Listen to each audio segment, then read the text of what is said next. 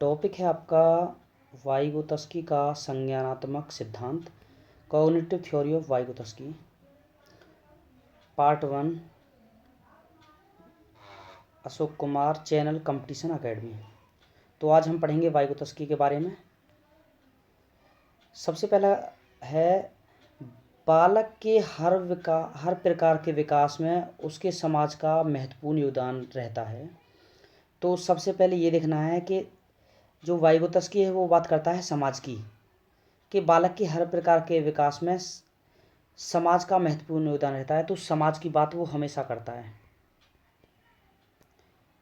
कि समाज के सहयोग से बालक बहुत अच्छे ढंग से और बहुत अच्छी तरह से सीख सकता है। तो वाइगोत्स्की के सिद्धांत में यही सबसे मेन बात है। आगे है, समाज की अंत्यक्रिया के फलस्वरूप ही उसमें विभिन्न प्रकार का विकास होता है। जैसे समाज के द्वारा ही बच्चा पढ़ना, इलेक्ट्रिक चीज़ सीखना, खेल कूद। तो इस तरह से कहने का मतलब है कि बालक के सभी तरह के विकास में उसके समाज का महत्वपूर्ण योगदान होता है। जैसे वाइगोत्स्की कहता है कि प्याजे की तरह वाइगोत्स्की भी यह मानते हैं कि बच्चे ज्ञान का निर्माण करते हैं। तो ये तो बात क्लियर है कि बच्चे ज्ञान का निर्माण करते हैं, किंतु इसके अनुसार संज्ञानात्मक विकास एकांकी नहीं हो सकता। यहाँ बच्चे ज्ञान का निर्माण तो करते हैं, लेकिन वाइगोत्स्की कहता है कि बच्चे ज्ञान का निर्माण एकाकी का मतलब अकेले रहकर नहीं कर सकते, यह भाषा विकास, सामाजिक विकास, यहाँ तक कि शारीरिक विकास के साथ साथ सामाजिक और सांस्कृतिक संदर्भ में होता है। तो बच्चे का भाषा विकास, सामाजिक विकास, सांस्कृतिक विकास सब कुछ समाज के द्वारा ही होता है और समाज ही उसमें सहयोग देता है। जैसे 4 क्षेत्र हैं वाइगोत्स्की के। 4 क्षेत्र कौन कौन से हैं? सबसे पहला है सामाजिक विकास का क्षेत्र, दूसरा समीपस्थ का क्षेत्र, जोन ऑफ प्रॉक्सिमल डेवलपमेंट, तीसरा है सिकोफोल्डिंग, चौथा है स्पीच एंड लैंग्वेज डेवलपमेंट। तो मैं आपको एक एक करके बताऊंगा इनके बारे में। सबसे पहला है सामाजिक विकास का क्षेत्र। आइए देखते हैं सामाजिक विकास का क्षेत्र है क्या। ये डायग्राम है वाइगोत्स्की का क्षेत्र का। तो सबसे पहला है सामाजिक विकास का सिद्धांत। इसके बारे में धीरे धीरे पढ़ेंगे हम। वो कहता है बालक के हर प्रकार के विकास में समाज का बहुत योगदान है। मैंने आपको बता दिया, समाज का बहुत ज़्यादा योगदान है बालक के हर प्रकार के विकास में। समाज की अंत्यक्रिया के फलस्वरूप ही उसका विकास होता है। नेक्स्ट कहता है वो माता पिता, अध्यापक, उसके दोस्त और समाज के लोग बच्चे के विकास में बहुत महत्वपूर्ण योगदान निभाते हैं। तो माता पिता बच्चे के विकास में महत्वपूर्ण योगदान देते हैं। दूसरा है अध्यापक, ये है आपके अध्यापक। तीसरा उसके दोस्त, यानी कि समवयस्क या फिर दोस्त, समाज के लोग, और समाज के लोग जो अनेक अलग संस्कृतियों के होते हैं। तो ये सभी चीज़ें बच्चे के विकास में बहुत महत्वपूर्ण योगदान देती हैं। नेक्स्ट है सबसे ज़्यादा बच्चे अपने समवयस्कों के साथ, यानी कि समवयस्क का मतलब होता है अपने साथ वालों के साथ, अपने हम उम्र के साथ, जैसे ये दिखा रखा है, सबसे ज़्यादा बच्चे इनके साथ सीखते हैं। दूसरा वयस्कों के साथ, जो अपने से बड़े होते हैं, वयस्कों के साथ सामाजिक अंत्यक्रिया के माध्यम से सीखते हैं। तो वैसे तो बच्चे समाज में अपने माता पिता, अपने समवयस्कों के साथ, टीचर के साथ और समाज के अनेक तरह की संस्कृति के लोगों के साथ सीखते हैं, लेकिन सबसे ज़्यादा बच्चे सीखते हैं वयस्कों के साथ और समवयस्कों के साथ। तो कहने का मतलब वाइगोत्स्की बार बार इसको बात को कहता है कि बच्चे में ज्ञान का निर्माण तो होता है, जैसे प्याजे बोलता है, लेकिन वाइगोत्स्की कहता है कि इसके लिए सहयोग की जरूरत पड़ती है, और वो होता है समाज का सहयोग। तो ये है आपका सामाजिक विकास का सिद्धांत। नेक्स्ट है जोन ऑफ प्रॉक्सिमल डेवलपमेंट, यानी कि समीपस्थ विकास का क्षेत्र।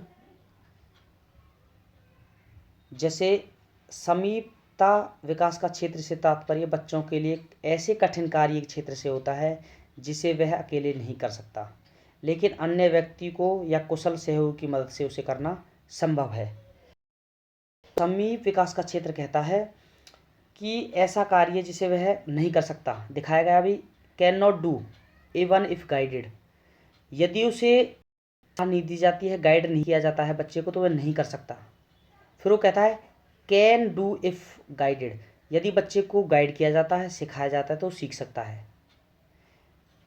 और उसके बाद, सिखाने के बाद, फिर कैन डू इंडिपेंडेंटली, फिर वो अपने आप किसी चीज़ को अपने आप कर सकता है। तो इसे बोलते हैं जोन ऑफ प्रॉक्सिमल डेवलपमेंट। यानी कि अगर बच्चे को गाइड किया जाता है, बच्चे को सिखाया जाता है सहयोग के माध्यम से, अपने से बड़े के माध्यम से, तो वो कर सकता है। यदि उसे गाइड नहीं किया जा सकता तो वो उस काम को उतने अच्छे ढंग से नहीं कर सकता। इसी को बोलते हैं जोन ऑफ प्रॉक्सिमल डेवलपमेंट। वो कह रहा है, नेक्स्ट है, बच्चा जो कर रहा है और जो करने की क्षमता रखता है। यानी कि बच्चा जो कर रहा है और जो उसमें करने की क्षमता है बच्चे में। एक बच्चा जो कर रहा है और करने की क्षमता रखता है, उसके बीच के क्षेत्र को बोलते हैं भाई ZPD, zone of proximal development. कहने का मतलब है एक बच्चा जो अच्छा कर रहा है, सपोर्ट मिलने के बाद वह अच्छे से अच्छा कर सकता है। एक बच्चा जो अच्छा कर रहा है और सपोर्ट मिलने के बाद वो अच्छे से अच्छा कर सकता है, इसी के अंतर को ZPD कहा जाता है, समीपता का क्षेत्र या निकटता का क्षेत्र।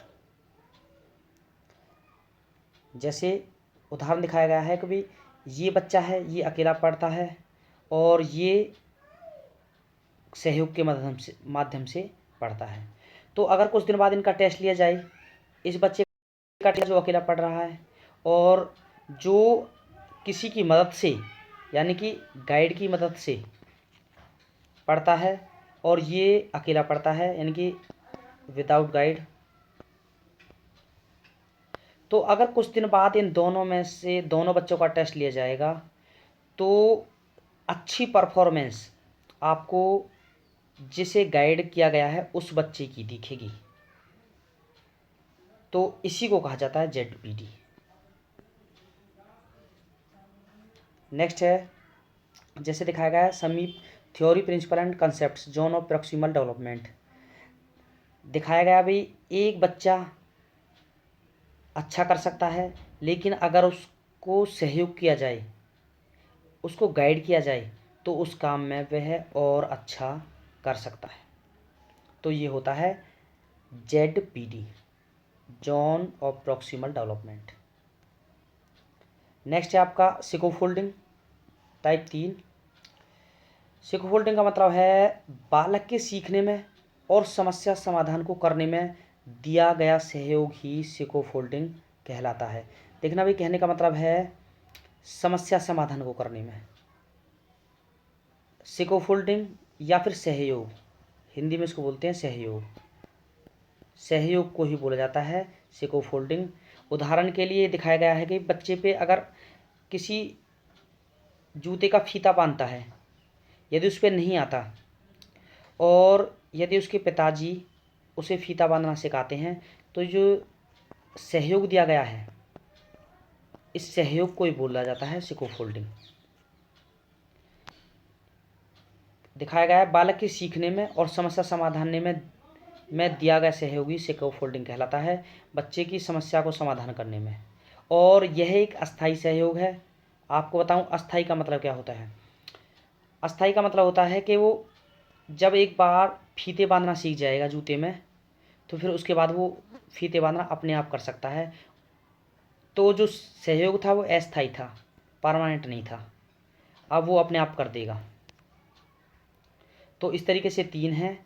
जो नेक्स्ट टॉपिक है, नेक्स्ट पार्ट है पार्ट 2, उसमें मैं आपको पार्ट 4 और इससे संबंधित जितने भी क्वेश्चन आए हुए हैं, जैसे लैंग्वेज है नेक्स्ट जो चौथा टाइप है, और इससे संबंधित जितने भी क्वेश्चन आए हैं उन्हें करवाऊँगा। Thank you very much.